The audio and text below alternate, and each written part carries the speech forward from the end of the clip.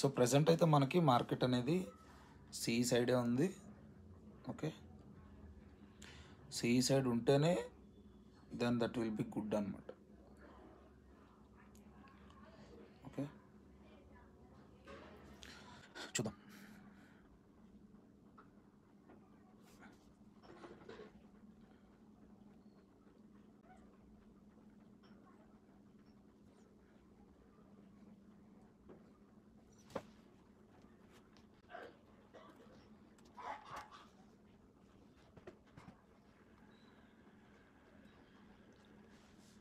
Okay, so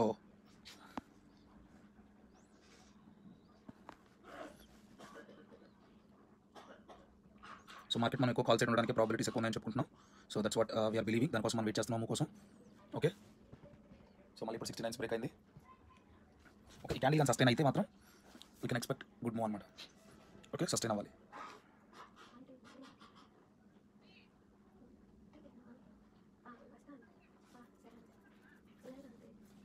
okay, మనకి 69 Sabo candle అయితే sustain అయింది జస్ట్ నో. ఓకే, సో ఇక్కడ నుంచి మనకి మార్కెట్లో మూవ్ ఉండాలి, చూద్దాం. సో మనం కాల్ సైడ్ ఉన్నాం కాబట్టి, సో ప్రీవియస్ క్యాండిల్ మనం చూస్తున్నాం 69 సబో క్లోజింగ్ వచ్చింది.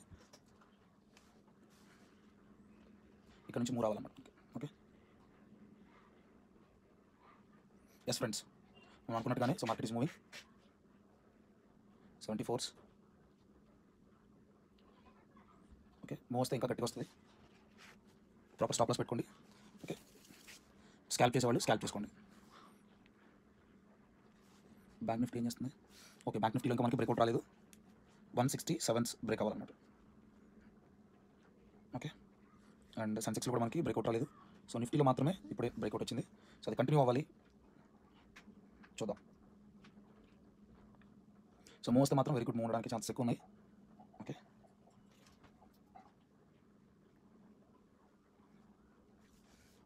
ఓకే, సో 69 మనం ఎంట్రీ అనుకున్నాం. So market is at market కొంచెం ఎస్ 77 10 పాయింట్స్ చేసింది ఫ్రెండ్స్. ఓకే, సో మంచి మూవ్ రావడానికి పాసిబిలిటీ ఉందని చెప్పి 84s very good, 85, 87, 88, 20 points friends, very good, 20 points. Okay, so this is our trading 97 very good friends. మనం C side చెప్పుకుంటున్నాం. Okay, 30 points friends నిఫ్టీలో, 30 points, very good move friends. Okay,